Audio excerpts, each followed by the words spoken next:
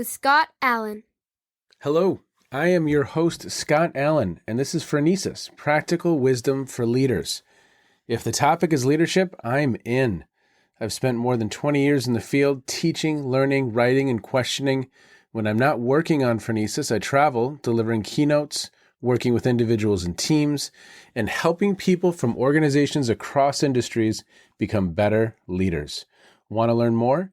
Visit me at scottjallen.net. Phronesis offers a smart, fast-paced discussion about all things leadership.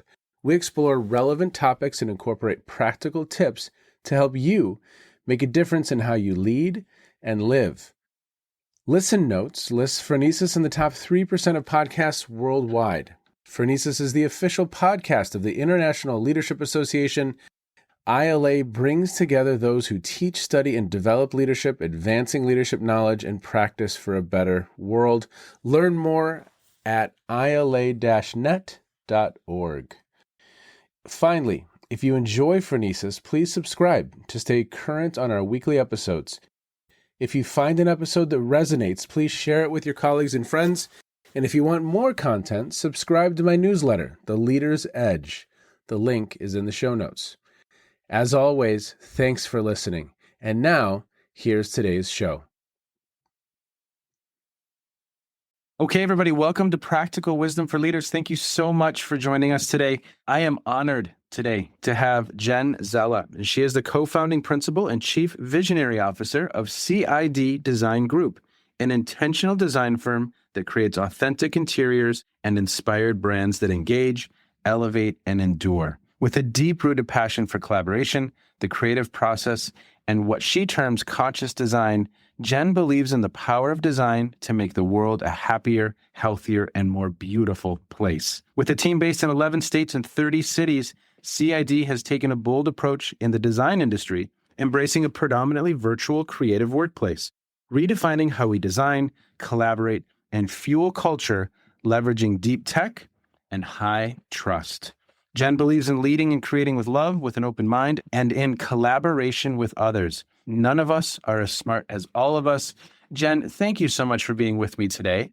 Well, I just want to thank you for having me on as well. And just as like a moment of gratitude, I also want to thank all of the leaders and mentors and coaches that I've been so fortunate to learn from over the years. And I guess that's what today is about, is, we all go along this journey and we learn something along the way. And hopefully there's something that we can share with others that will help them evolve and become their best.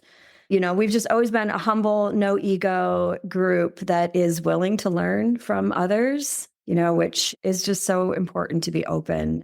So Jenn, tell me about CID Design. I know it's an incredible place. I was there in January of this year and could literally feel the warmth, the energy, the enthusiasm in your team as I walked through the halls and interacted with them at the retreat. So what are a couple things we need to know about CID Design? We're just a group of co-creators and we love to have a lot of fun, which I do believe that having fun is elemental to being our best and to enjoying the journey together. Awesome. I love the phrasing, designed to engage, elevate, and endure. So would you talk a little bit about that? Those are three just really beautiful words, engage, elevate, and endure.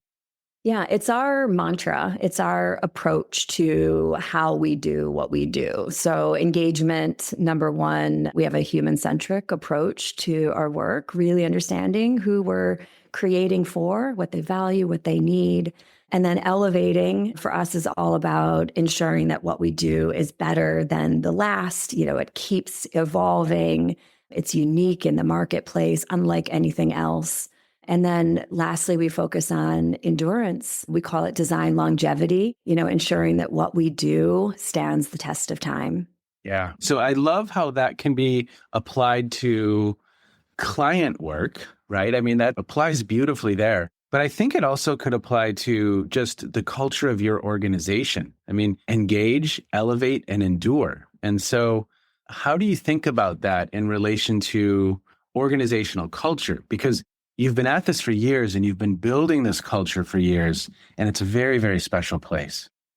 Yeah, it's interesting and so insightful because, we also create brands. We create brands and spaces. And that is sort of our approach to creating those things. And when you think about it, a brand and creating and designing a brand and creating the architecture of a brand, it's essentially the same as creating a culture. Yes. To think about it, and it does take intentionality and a creation process. Yeah. One thing I love in the world of kind of problem solving and again, design is this notion of experimentation. And I would love to talk a little bit about some of the experiments you've run as you've really worked to shape the culture. And maybe there's some experiments that have just paid off wildly well, and maybe there's some experiments that didn't pay off well. But I think in that process, literally when it comes to culture and designing culture, there's no one you can call in the world and say, hey, this is Jenn from Naples. I'm trying to design culture. What are the 4 steps? It just doesn't happen, right? And it's it's this process and this experimentation. So would you talk a little bit about that experimentation over the years to get where you are today? Yeah, I actually think what's so interesting about this is that we are in a creative space. And so we talk a lot as a design firm about the creative process and how do we actually create and what place does that actually come from? And, the notion of experimentation is such an important conversation because we think of it as, especially early on in the creation process, we think about like lowering the bar and thinking about it just being a sandbox and about trying things and not being fearful of making mistakes. Love it. Because I think what we've learned over the years is that we continue to adapt. If something doesn't work, we just pivot and we try a different way. And we're grateful that our team gives us grace to make mistakes because I think we're designing that way. We're talking about that when we're creating brands and creating spaces, that if something doesn't work, you just try again, you start again. I love it. And so what are a couple of things that you've stumbled upon that maybe you didn't know were going to work when it comes to culture and experimenting around culture and have just paid off wildly well? What are a couple of those experiments?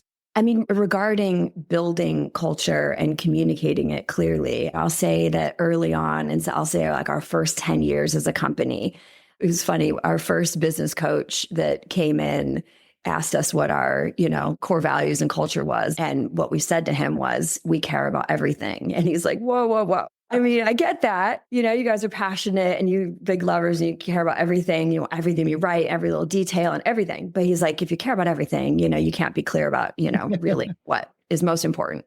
And so he helped us distill that down to truly what was most important. I also, one very early lesson was that, we really had to ensure that the values that we aligned ourselves with were truly authentic to who we were as people, because we have to truly operate that way through and through. And so, as we designed, I'll say that culture and what we decided to truly value the most and to really lean into were things that elevated creativity. And that allowed for creativity to truly flourish. I love that. So there's this process of kind of distilling down who we are and who we want to be, but then also this process of really tapping into those values that speak to us, that truly represent who we want to be. And from there, you've got this rock solid kind of foundation. Yeah. And again, this was part of the journey and process of really understanding that not only do we have to completely operate that way, but we needed to assemble a group of people and attract like-minded people that believed the same thing. And clients too, we share that with every single new client, who we are. We're very clear about that so that, ultimately we find our way to like-minded clients and business partners as well. Well, and what a wonderful way to be. Because I remember that now that you just said that when I was with you in January, talking about how that is communicated, who we are, what we stand for, our values, how we work, that's communicated to clients. But it's so critical to communicate it to potential employees in the recruitment process, because are we attracting both clients, but also coworkers who value what we value and want to be a part of this journey with us? Yeah, it is critical. And, we don't lose sight of it either. It's not something that is just talked about through the recruitment process. It's something that's talked about in every single quarterly conversation that we have We have a citizen awards, no pun intended, CID citizen awards ceremony every single year where we talk about it's a peer nominated award, for alignment with the values of our group and our people. So it's something that has to be, continuously focused on, and we have to always be aware of. And it just keeps us we have found that it creates so much harmony and so much cohesiveness. And truthfully, if we're going to talk about work while anywhere and sort of our hybrid remote approach to how we've structured our company, it has been the foundation. It has been what has made it truly possible, is being, in alignment with one another. Yes. Well, okay. So let's talk a little bit about that, because you have come out strong and said, look, we are a remote workforce.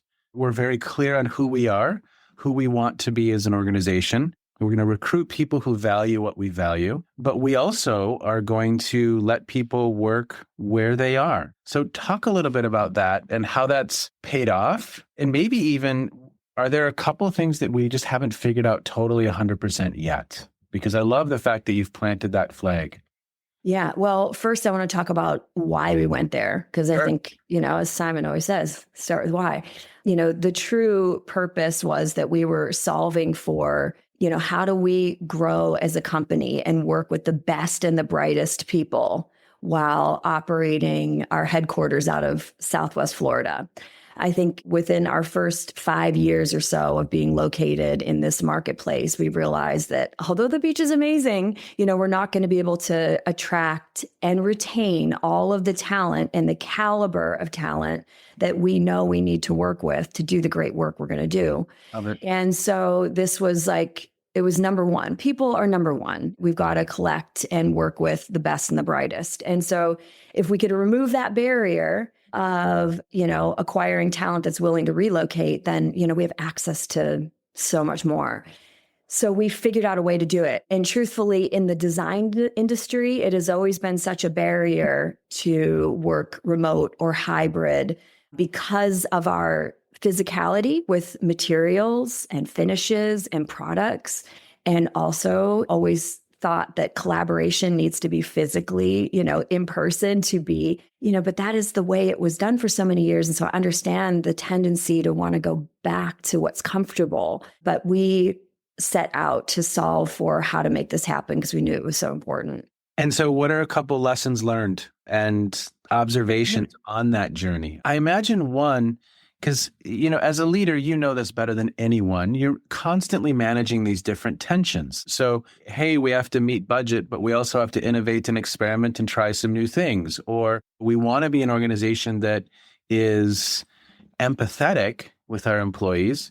And we also need people to do their job. And if we get out of balance on, if we're too heavy-handed and everyone's being held accountable and we're micromanaging, then we're out of balance. But if we're allowing people to maybe not do their job, then we're out of balance as well. And so you're constantly managing these different tensions. So what are a couple observations you've had in moving into this as a core kind of foundational belief of the organization? Well, again, going back to the why and sort of the biggest aha as we've moved through this process, I'll say it comes down to, there's so many things, trust, but I'll say freedom. So at the end of the day, I truly do believe that the human spirit seeks to be free. And so what we have found is that it has offered so much freedom, for people to live the lifestyle they wish, to be close to the people that they hold dear, to care for an elderly grandparent that might be somewhere else on the other side of the country, yet they're a perfect person. We want to work with them. We've trained them. We've developed. And so it offers so much freedom. 100%. And I think it also allows for a degree of autonomy in the sense that core need for human beings is to feel free. I think all of the research on what makes someone happy in their role is if there is some level of autonomy. So it's not that you have to have your butt in this seat in this location for 8 hours, these specific 8 hours, but it's that we're going to give you autonomy and freedom to decide. Obviously, there's going to be meetings that we have to attend, but it doesn't matter if you wake up at 5 a.m. and work from 5 to 7 and really plow on something that needs to be accomplished, or if you go on a walk at noon or at 11 a.m. But the expectation is you're going to meet your requirements, but that autonomy and that freedom is allowed to these individuals. Yeah, we certainly have found that physical presence in a seat at a desk does not equate to accountability. Okay. And so, I'll say that this business model has forced us to be better with so many things like accountability, everyone having metrics and measurables so that we know that they're doing, what they need to be doing. They just get it done, in their own way, I'll say. So giving true autonomy, I suppose. But what has made all of this possible is to start with this strong foundation of trust and of culture. And that is what has allowed this to be truly successful, I believe. Yeah. Oh, 100%. I mean, I think beginning with a spirit of trust, hiring the best, here are our values. Do you align with these values? We're going to trust. And then again, you have some back-end systems in place. Look, there's very, very clear metrics and there's very clear mechanisms for accountability because we have to get the work done. We're here to serve the clients and do our best work and live those 3 words: engage, elevate, and endure. And one thing I'm super interested in is just a couple reflections from you as we begin to wind down our time. What have you learned about yourself as a leader in the last 25 plus years? I imagine it's constantly new insights are presenting themselves as you enter into new situations and contexts. But what are some key reflections there? Maybe first, number one is just the notion of having a growth mindset and of this just tireless pursuit of becoming better and evolving. Maybe the second that I'll cite is truly leading with heart, loving what you do, loving why you're here doing it, loving the people that you're doing it with, I think has been one of the best and most important focuses. Would you talk a little bit about leading with heart? Could you unpack that just a little bit? I love the phrasing. And again, listeners can feel the warmth here. I'm going to begin with trust, and I'm going to start there. And we're going to begin with our values. And then leading with heart. What are a couple things that come to mind of examples of leading with heart? I guess I do believe that the heart is the center of our creative universe. You talk to any artist, any creator, that is the place from which we sing, we write, we create. I believe that leading from that same center is equally important. It's a truthful place. It's an authentic place. And as you said, it does create, or it does allow for vulnerability, which when we talk about the creative process, you've got to create a space where people feel like they can truly be vulnerable to share their ideas, and their thoughts, and then allow for those to be built upon and adapted and continued and furthered through collaboration. I mean, just even in your phrasing right there, some things kind of come to mind for me. And it was in your bio. None of us is as smart as all of us. So it's opening up to others. It's creating that place of psychological safety. And it's less about whether it's my idea or your idea. It's what is the best idea, and let's go on a pursuit to find what is the best solution for this space or what is the best solution for our culture. But there's an openness there that I just really love. And there's a warmth there. And again, that doesn't mean that you're not making hard decisions. That doesn't mean that you're not holding people accountable. But I think there's a center from which everything begins. Because, of course, you've had to let people go over the course of your tenure. Of course, you've had the tough conversations when people aren't meeting expectations. But we're going to start from a place that is very, very grounded. I mean, that's kind of what I'm hearing and what I'm discerning. Is that somewhat accurate? Yeah, I think when you're super clear about, just clarity in general, clear about who you are, clear about what the role is, clear about what people are accountable for, you find very quickly whether somebody is in alignment with that or not. And the more clear you are, the quicker you discover that. Yes. Yeah. You're starting from a place of trust. You're starting from a place from the heart. from being human-centric it's just a good place to start from. Yeah. And if only we all started from there, early on in our business journey, it took us time to find our way there and to really understand that was essentially the key to it, at least for us. Yeah, that's a good place to kind of pause for today. I always wind down these conversations by asking guests what they've been listening to, what they've been reading, what they've been streaming. It could have to do with what we've discussed today. It could have nothing to do with what we've discussed today. But what's caught your attention in recent times? Well, I guess going along the topic of the creative process, since we've talked a bit about that today, like a lot of leaders, I'm listening always to so many different things at all the same time. But the one that I'll highlight are frequencies. So, on Spotify or YouTube, you can search for frequency music. So every different song in this universe has been created, at a certain harmonic or a certain frequency. So, for example, Mozart's music was all composed at 432 hertz. Really? Yes, which is also the same frequency of Tibetan sound bowls. It's also interestingly, the same frequency of planet Earth, what's known as the Schumann resonance. So you can listen to all these different frequencies or harmonics depending on what sort of state you're trying to be in. For example, when we sleep, it's best to try to sleep to delta waves because that puts you into a really deep state of sleep.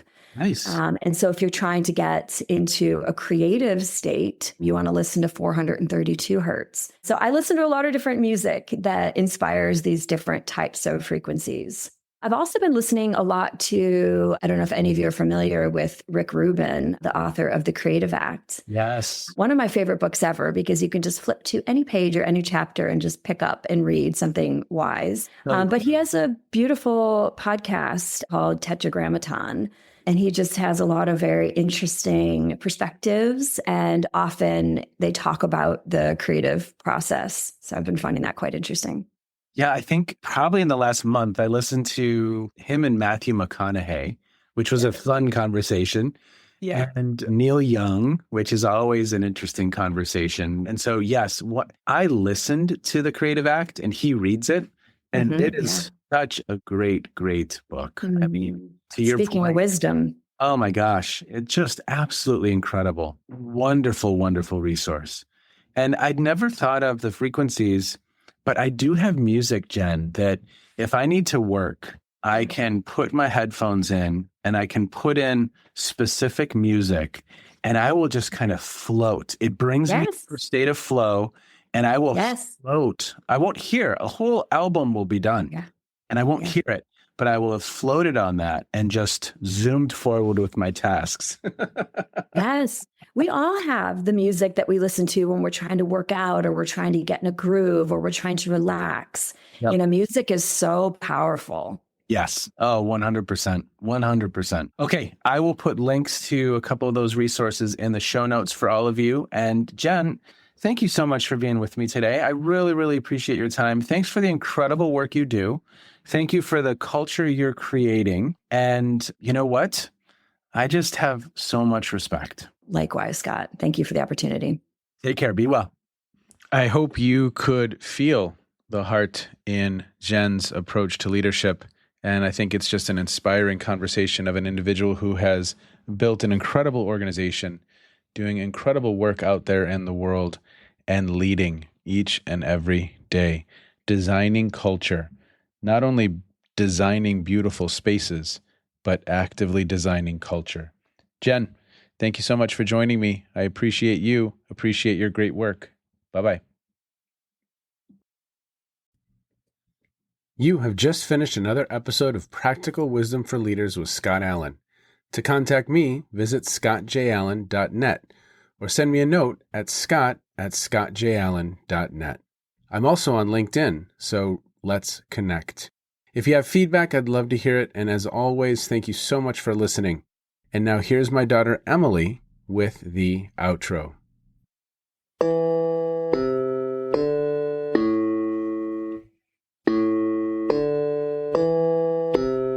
You've been listening to Phronesis, Practical Wisdom with Scott Allen.